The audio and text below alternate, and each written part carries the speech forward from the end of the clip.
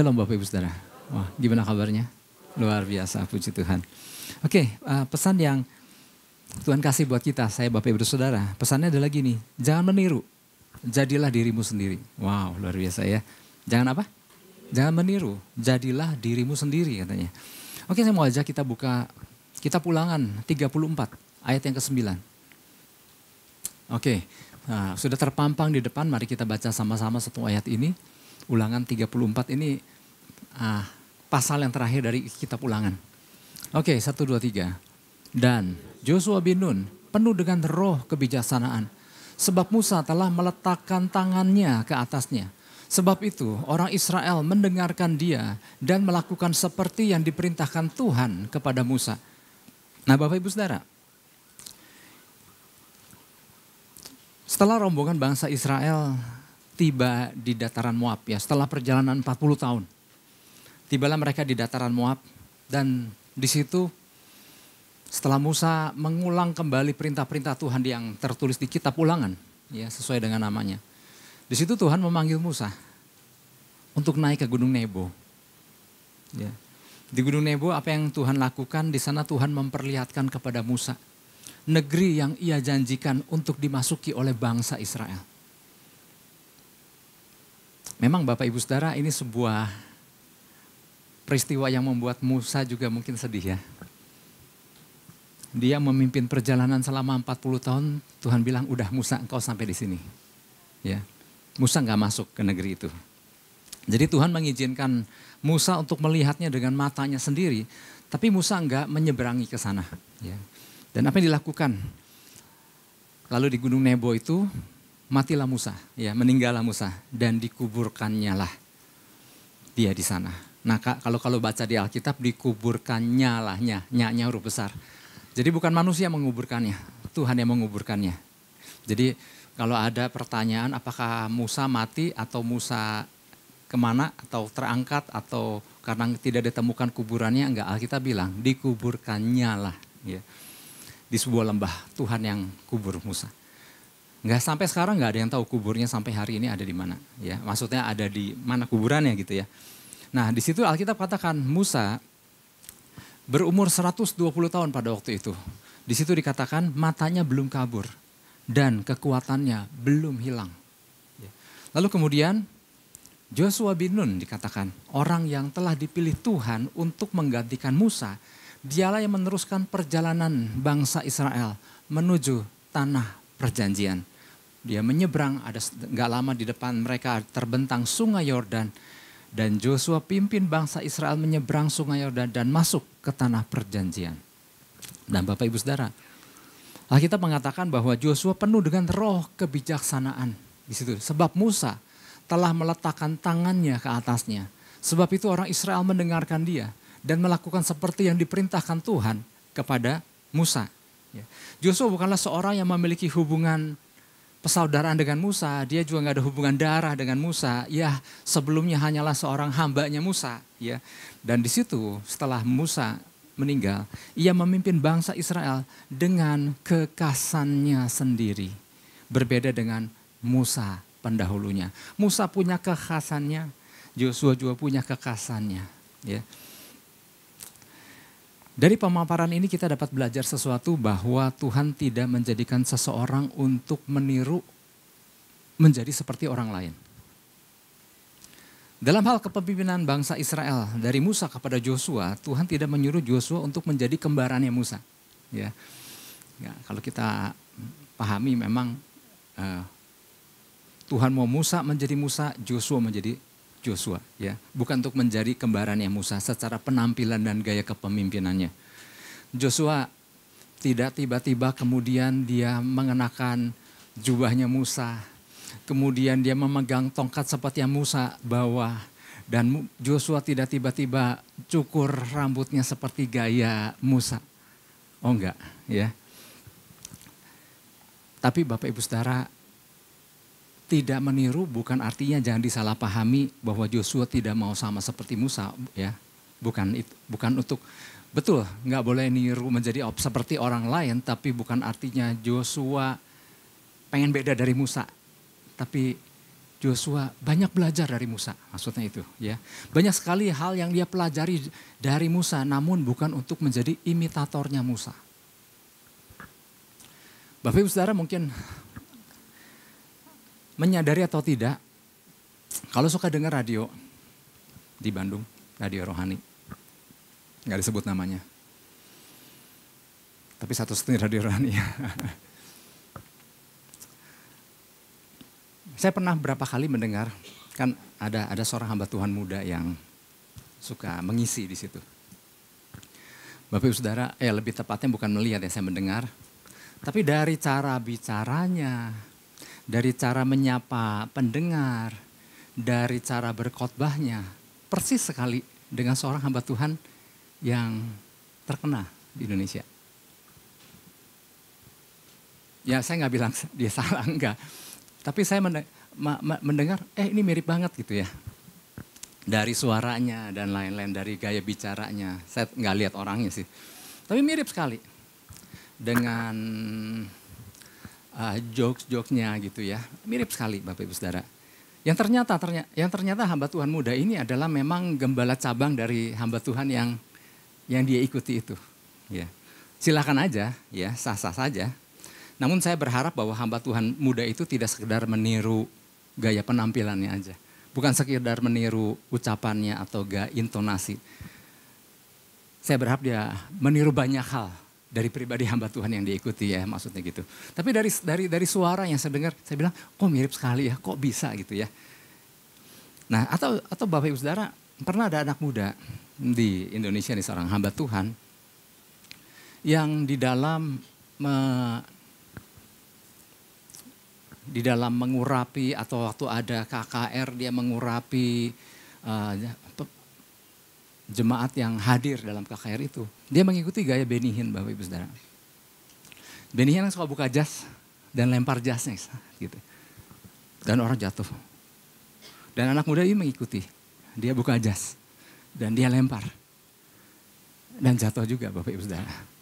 Tapi nggak tahu ya jatuhnya, enggak lah, saya nggak jangan dipakein bercanda itu ya. Nah, artinya gini Bapak Ibu Saudara, silakan aja ya, sah-sah aja. Berharap bukan karena dia sekedar mengikuti gayanya saja, tetapi memang ada urapannya juga di situ gitu maksud saya. Tetapi saya melihat ada hal yang sama gitu. Nah ini jadi pesan Tuhan bagi kita. Tuhan mau setiap kita menjadi pribadi yang original. Dalam bahasa Indonesia orisinal ya gitu ya. Tuhan mau kita menjadi pribadi yang original. Ini sebenarnya mirip dengan pesan Tuhan beberapa waktu yang lalu kan. Kita pernah dapat pesan Tuhan kayaknya belum terlalu lama, bulan lalu ya. Tentang menjadi pribadi yang otentik. Sebetulnya kandungan isinya sama. Tapi Bapak Ibu Saudara, kita boleh renungkan, kok Tuhan bisa kasih yang sama lagi sih gitu. Suka merenungkan gak gitu? Oh iya, belum lama Tuhan kasih pesan itu, kok sekarang kasih lagi gitu. Ya. Nah Tuhan tidak memerintahkan Joshua untuk menjadi pribadi yang sama seperti Musa dalam pengertian meniru sikap dan gerak-gerik Musa. Ya, satu hal yang perlu kita pahami, Tuhan tidak menyuruh kita untuk menjadi seperti orang lain. Tuhan memakai setiap masing-masing pribadi dengan kekhasannya sendiri. Namun tetap mengikuti tuntunan dan rencananya Tuhan. Ya. Kalaupun ada ayat di Alkitab di mana Rasul Paulus pernah menulis, imitate me because I imitate Jesus. Ikutilah teladanku karena aku mengikuti teladan Yesus. Makna ayat ini bukan cuma sekedar ikuti Rasul Paulus dari gaya berpakaiannya, gaya bicaranya, tetapi dia lebih menekankan kepada ikuti keteladanannya dia. Karena dia selama itu juga mengikuti keteladanan Yesus. Nah itu pun ya satu hal yang perlu kita pahami tentang itu. Nah oleh sebab itu Bapak Ibu Saudara, apa yang harus kita pahami berkaitan dengan pesan Tuhan ini agar kita disebut pribadi yang original di dalam Kristus. Ya, ada dua hal, di antaranya adalah yang pertama gini, memahami bahwa menjadi original, menjadi orisinal adalah bukan menjadi orang yang ingin berbeda sendiri, namun mau menjadi orang yang dipersiapkan Tuhan. Oke, saya ulangi agak panjang. Yang pertama adalah memahami bahwa menjadi original adalah bukan menjadi orang yang ingin berbeda sendiri. Ya karena pesannya jangan meniru orang lain, jangan kita punya prinsip pokoknya aku beda. Dia A, pokoknya aku B. Bukan itu. Ya. Namun mau menjadi orang yang dipersiapkan Tuhan. Karena Tuhan punya rencana buat setiap kita masing-masing berbeda satu dengan yang lain. Nah itulah keoriginalan. Bahwa kita nggak bisa masuk ke dalam rencananya orang lain yang Tuhan tetapkan buat orang lain tersebut. Tapi Tuhan punya rencana sendiri buat masing-masing kita, katakan amin. Ya. Nah, kita buka Ulangan 34 ayat 9. Oh ini yang udah kita baca tadi ya. Di mana di situ dikatakan, dan Joshua bin Nun penuh dengan roh kebijaksanaan. Sebab Musa telah meletakkan tangannya ke atasnya. Sebab itu orang Israel mendengarkan dia dan melakukan seperti yang diperintahkan Tuhan kepada Musa. Nah Bapak Ibu Saudara, seperti yang kita pernah belajar beberapa waktu yang lalu cukup lama. Bahwa ketika Tuhan ingin melakukan suatu kegerakan besar di antara umatnya. Ya, yang pertama-tama Tuhan lakukan adalah, apakah Tuhan mengumpulkan orang banyak terlebih dahulu? Atau apakah Tuhan bertindak dulu sendiri, nanti baru kemudian cari orang yang cocok untuk memimpin? Apa yang pertama-tama Tuhan lakukan waktu dia mau melakukan kegerakan besar di tengah umatnya? Dia mempersiapkan seorang pemimpin terlebih dahulu. Tuhan selalu cari dan menetapkan terlebih dahulu seorang pemimpin.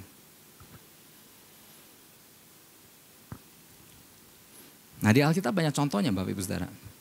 Misalnya gini, tebak nih keluarga siapa? Pada waktu Tuhan ingin mempersiapkan sebuah keluarga agar kelak dari keluarga ini tidak punah karena adanya suatu kelaparan besar di bumi.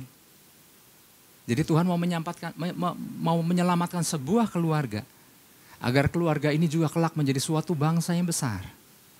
Tuhan tidak sekonyong-konyong melakukan sesuatu dengan misalnya menyiapkan makanan sebanyak-banyaknya bagi keluarga ini. Namun pertama-tama yang Tuhan lakukan adalah menyiapkan seorang pemimpin terlebih dahulu. Ini keluarga siapa ini? Bukan keluarga Yusuf kali. Keluarga Yakub.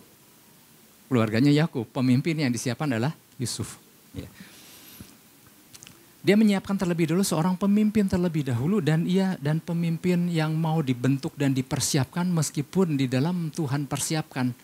Itu nggak mudah loh buat calon pemimpin itu. Tetapi ketika masanya tiba dan Tuhan lihat, wow, orang ini siap. Ada sebuah perjalanan yang dialami Yusuf. Sampai akhirnya tibalah waktu Tuhan untuk memboyong keluarganya ke sebuah tempat baru yang ada di Mesir. Alkitab bilang, demi untuk menyelamatkan sebuah keluarga untuk suatu hari kelak menjadi bangsa yang besar. Yang pertama Tuhan lakukan adalah menyiapkan seorang pemimpin terlebih dahulu. Nah prinsip yang sama juga berlaku ketika Tuhan hendak membawa keluar sebuah bangsa yang besar yang ada di perbudakan Mesir.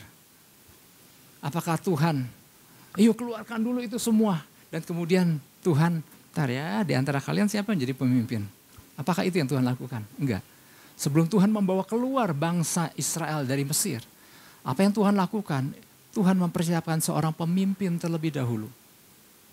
Maka persiapan Musa untuk menyiapkan seorang Musa, ternyata kan butuh perjalanan panjang. Bukan kebetulan kalau Musa ditaruh di sebuah keranjang oleh mamanya. Itu adalah sebuah rangkaian persiapan atas seorang yang bernama Musa. Dia dipersiapkan dari bayi. Kemudian bukannya kebetulan ada putri Firaun lagi mandi di sungai Nil dan mengangkat dan melihat ada keranjang berisi bayi dan dia angkat. Dan bukan kebetulan untuk suatu hari kemudian Musa dididik dan dibesarkan di dalam kerajaan. Dilatih berperang kepemimpinan, hukum tata negara dan berbagai hal. Dan kemudian ada waktu di mana Musa 40 tahun kedua, itu kan ya kita pernah dengar ya 40 tahun pertama, 40 tahun kedua Musa menggembalakan kambing domba. Mulai diajar memimpin, tapi kambing domba dulu. Dari seorang pangeran yang luar biasa, menjadi seorang penggembala kambing domba dan masuk ke 40 tahun yang ketiga, di usia 80 tahun.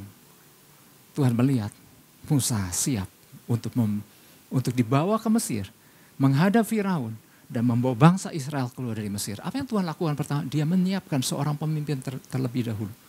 Setelah bangsa Israel perjalanan 40 tahun sampai di dataran Moab. Dan Tuhan memandang waktunya Musa sudah selesai. Maka Tuhan mempersiapkan seorang Apakah Tuhan ada sampai bangsa Israel di dataran Moab, atau apakah Tuhan baru memilih seorang pemimpin? Enggak. Ternyata pengganti Musa yang bernama Joshua sudah dipersiapkan jauh-jauh hari sebelumnya. Jadi setiap kegerakan yang Tuhan lakukan di tengah umatnya, Tuhan selalu mempersiapkan seorang pemimpin terlebih dahulu. Nah, bicara Yosua, kembali lagi kepada Joshua. Mengapa Yosua yang dipilih? Tuhan pastinya lebih tahu orang seperti apa yang cocok untuk memimpin bangsa Israel setelah masa perjalanan 40 tahun di padang gurun. Musa memimpin bangsa Israel selama 40 tahun dan sampai di dataran Moab. Nah, babak kedua bangsa Israel adalah menyeberangi sungai Yordan dan masuk tanah perjanjian, di mana mereka, bangsa Israel, berhadapan dengan suku-suku yang ada di tanah Kanaan.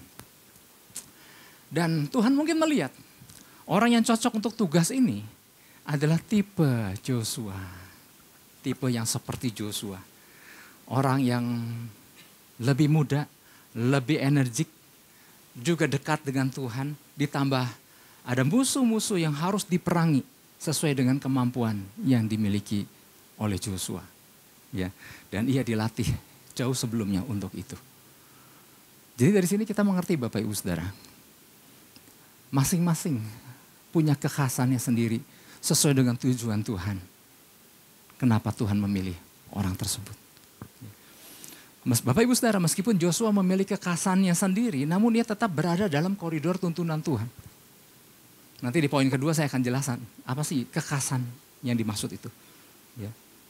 Ulangan yang tadi kan kita udah baca. Joshua bin Nun penuh dengan roh kebijaksanaan. Sebab Tuhan telah meletakkan tangannya, sebab Musa telah meletakkan tangannya ke atasnya. Nah, jadi betul, masing-masing punya ciri sendiri, masing-masing adalah pribadi yang berbeda, punya kekhasannya masing-masing. Tetapi gak lepas dari koridornya Tuhan. Oleh sebab itu, Joshua juga penuh dengan roh kebijaksanaan. Kalau zaman sekarang penuh dengan Roh Kudus. Ya. Yang mana itu memampukan Joshua untuk mampu memimpin bangsa Israel, untuk mampu berinteraksi dengan Tuhan. Apa yang Tuhan kehendaki, Joshua bisa menangkapnya. Strategi apa yang Tuhan ajarkan, Joshua pahami. Ya. Untuk memudahkan Tuhan menuntunnya dan membawanya besar seluruh bangsa Israel masuk ke tanah perjanjian dan menduduki wilayah tanah perjanjian tersebut. Ya. Jadi orangnya bisa berganti Bapak Ibu Saudara, tapi tujuan Tuhannya tetap tidak berubah. Yang ngerti katakan amin. Ya. Tuhan butuh pribadi yang dapat menangkap semua yang Tuhan kehendaki. Ya. Nah sekarang gini, mari kita lihat keadaan kita di masa sekarang. Ada pertanyaan nih Bapak Ibu Saudara. Adakah dari antara kita yang rindu Bapak Ibu Saudara dan seisi keluarga terus dituntun hingga tercapai tujuan Tuhan dalam hidup kita? Yang mau angkat tangan? Wah semua luar biasa ya. Kuncinya adalah Tuhan butuh seorang pemimpin yang mau dipersiapkan untuk masuk ke dalam kegerakannya Tuhan. Jadi sama prinsipnya. Tuhan mempersiapkan seorang pemimpin dulu yang diurapi supaya dimampukan dan menangkap tuntunan Tuhan. Jadi siapa di dalam keluarga yang punya kemampuan untuk itu? Seorang pria, seorang suami, seorang ayah. Sesuai dengan struktur kerajaan sorga bagi keluarga. Tuhan mau kita tangkap dan sadari bahwa kita dipersiapkan Tuhan untuk itu. Kita para pria dipersiapkan Tuhan untuk itu. Oleh sebab itu beri diri kita untuk dipenuhi oleh roh Tuhan. Supaya memudahkan kita ketika kita diarahkan sama Tuhan. Gagalnya bangsa Israel mempersiapkan seorang pemimpin. Nah oleh sebab itu jangan sampai kita gagal menjadi seorang pemimpin yang dimaksud Tuhan itu untuk membawa keluarga kita ke tujuan Tuhan. Jangan sampai kita gagal di situ. Karena gini, di dalam perjalanan bangsa Israel kan sempat ada masa gagal mempersiapkan seorang pemimpin kan. Sehingga akhirnya dibangkitkan seorang wanita yang bernama Deborah. Dan sebetulnya buat bangsa Israel, mereka kurang terima kalau dipimpin oleh perempuan. Ya. Oleh sebab itu gini Bapak, sesuai dengan tugas dan masing-masing fungsi di dalam sebuah keluarga, memang ada yang Tuhan tetapkan sebagai pemimpin. Nah tapi ketika pemimpin gak nangkep, gak ambil bagian di dalam persiapan Tuhan, jangan sampai, jangan marah kalau Tuhan membangkitkan pemimpin yang lain di dalam keluarga. Ya sampai sini ngerti, katakan amin. Itu yang pertama. Ya, jadi yang pertama adalah memahami bahwa menjadi original adalah bukan menjadi orang yang ingin berbeda sendiri. Namun mau menjadi orang yang dipersiapkan Tuhan untuk sebuah tujuan yang luar biasa. Itu yang pertama. Yang kedua adalah gini, memahami bahwa menjadi original adalah menjadi orang yang memiliki kekhasannya sendiri. Memahami bahwa menjadi original adalah menjadi orang yang memiliki kekhasannya sendiri. Kobarkan karunia yang Tuhan telah berikan yang orang lain tidak memilikinya. Wah. Kalimat kedua adalah kobarkan karunia yang Tuhan telah berikan yang orang lain tidak memilikinya. Karena kan bilang kekhasan. Oke, saya mau ajak kita buka Ulangan 34 ayat 10. Ulangan 34 ayat 10. Seperti Musa yang dikenal Tuhan dengan berhadapan muka, tidak ada lagi nabi yang bangkit di antara orang Israel. Memang perlu dicerna sedikit kalimat ini. Seperti Musa yang dikenal Tuhan dengan berhadapan muka, tidak ada lagi nabi yang bangkit di antara orang Israel. Di dalam versi New King James, di situ dikatakan, but since then there has not arisen in Israel a prophet like Moses, whom the Lord knew face to face. Maksudnya gini Bapak Ibu Saudara, sejak saat itu ya, tidak ada seorang pun di Israel yang dibangkitkan seorang seperti Musa, yang mana Tuhan mengenalnya muka dengan muka. Jadi artinya gini, Musa di dalam masa kepemimpinannya, dia punya ciri khas yang orang lain gak miliki. Bahkan setelah Musa meninggal sekalipun, gak ada yang bisa seperti Musa. Jadi artinya Musa punya kekhasannya sendiri yang orang lain gak punya. Artinya kekhasan yang dimiliki Joshua juga adalah kekhasan yang hanya dimiliki oleh Joshua, yang orang lain tidak memilikinya. Saudara paham ya prinsip ini ya, yang orang lain tidak memilikinya. Jadi gini, masing-masing punya kekhasannya sendiri. Berapapun jumlah kita saat ini yang ada di ruangan ini, masing-masing punya kekhasannya sendiri. Ya. Nah Bapak Ibu Saudara, kekhasan itu sangat menarik. Kekhasan itu punya nilai tersendiri, punya value tersendiri. Jadi Musa memiliki sesuatu yang gak dimiliki orang lain. Nah kekhasan Musa ini punya nilai tersendiri. Hal yang sama dengan Joshua. Joshua punya kekhasannya sendiri yang orang lain juga memiliki, dan itu punya nilai. Ya. Bapak Ibu Saudara mungkin pernah menyaksikan tayangan di TV American Got Talent, Amerika Mencari Bakat. Kalau Indonesia ada kan Indonesia Mencari Bakat. Tapi kenapa Pak milihnya yang Amerika bukannya Indonesia? Karena saya mau sampaikan ada salah satu juri yang bernama Simon Cowell. Ya, dia adalah pemilik daripada American Got Talent. Nah, waktu dia melihat ada seorang peserta, katakanlah seorang penyanyi, dan dia menyanyi dengan begitu indah. Dan dia persis menirukan penyanyi aslinya dengan suaranya yang sama bagus. Penampilan yang juga ikut si orang yang ia ikuti, penyanyi aslinya. Tapi buat Simon Cowell itu dia nggak terlalu tertarik dengan itu. Biasanya dia apa? Dia stop penyanyi itu. Dan kaget kan penyanyi itu di stop di tengah-tengah. Kemudian Simon bilang, nyanyi lagu yang lain, yang kamu punya sendiri. Wah itu biasanya kan gelagapan, aduh gitu ya. Nah kemudian barulah si penyanyi yang di stop tadi, dia menyanyikan, dia dadakan. Dia menyanyikan lagunya sendiri. Kalau dia memang pernah tulis lagu, atau lagu yang biasa dia nyanyikan bukan untuk mengikuti orang lain. Dan baru dia menyanyikan lagu itu, nah baru itu dinilai sama Simon bahwa memang dia bagus bukan sekedar meniru. Dia mendapat nilai tertentu. Ya punya kekhasannya sendiri. Kenapa harus ikut orang lain katanya gitu ya.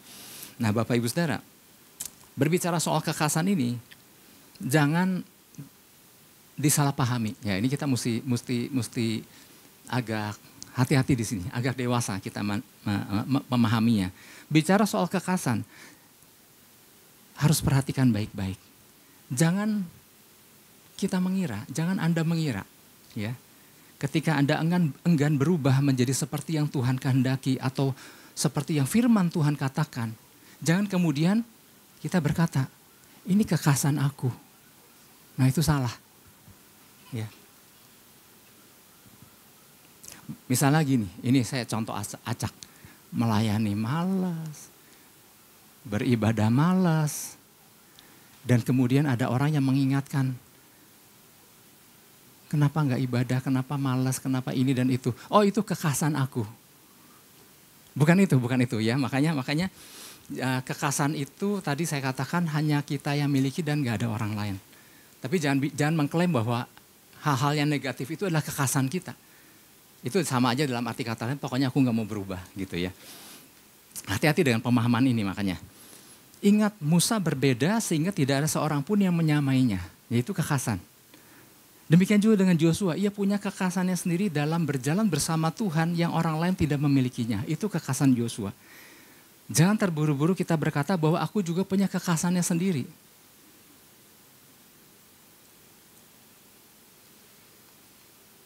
Nah kita cek, seandainya seandainya seseorang enggan mengikuti tuntunan Tuhan. Seseorang enggan mengikuti apa yang Tuhan katakan di Alkitab. Seorang yang enggan mendekat sama Tuhan. Jangan bilang itu kekhasannya. Karena gini, yang model kayak gitu. Kan tadi prinsip kekhasan yang orang lain tidak memilikinya. Tapi kalau kita ini enggan, ini malas, ini enggak mau. Jangan bilang itu kekhasannya dia. Karena gini, yang model gini banyak di luar sana. Termasuk orang percayanya juga. Jadi, dan itu bukan kekhasan. Kalau banyak, itu bukan kekhasan. Ya, paham ya prinsip ini. Kekhasan itu hanya kita yang miliki. Dan Tuhan melihat itu. Dan Tuhan pakai kita dengan kekhasannya kita.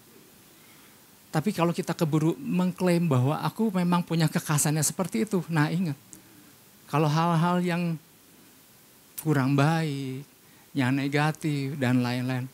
Ya model gitu banyak. Ya, itu bukan kekhasannya kita. Entahkah Anda mengikuti orang lain atau orang lain mengikuti Anda gitu maksudnya. Karena kekhasan di dalam Tuhan itu tidak bisa diikuti. Hanya kita yang punya, katakan amin. Ya. Nah oleh sebab itu jadilah orang yang Tuhan ciptakan untuk kita masing-masing. Ya, jadilah diri kita sendiri. Tuhan menciptakan kita persis seperti apa adanya kita.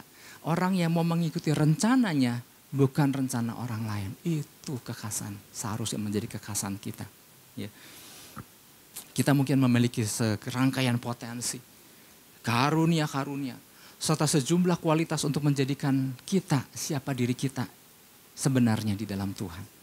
Dan melalui itulah Tuhan pakai kita, yang mana ya, orang lain tidak memiliki, karena hanya kita yang memiliki, itu kekhasan kita. Ya. Yang ngerti di sini katakan amin Bapak Ibu Saudara. Jadi pesan Tuhan, jangan meniru. Ya. Jangan meniru, jadilah dirimu sendiri. Nah maksudnya menjadi diri sendiri adalah menjadi diri sendiri dengan kekhasannya sendiri di dalam Tuhan, di dalam mengikuti tuntunan Tuhan. Jangan disalahpahami, pokoknya aku beda, itu kekhasan aku. Nah lihat dulu bedanya apa, kalau yang bedanya adalah hal negatif, itu bukan kekhasan. Tuhan mau kekhasan di dalam Tuhan. Yang ngerti katakan amin, beri tepuk tangan buat Tuhan Yesus.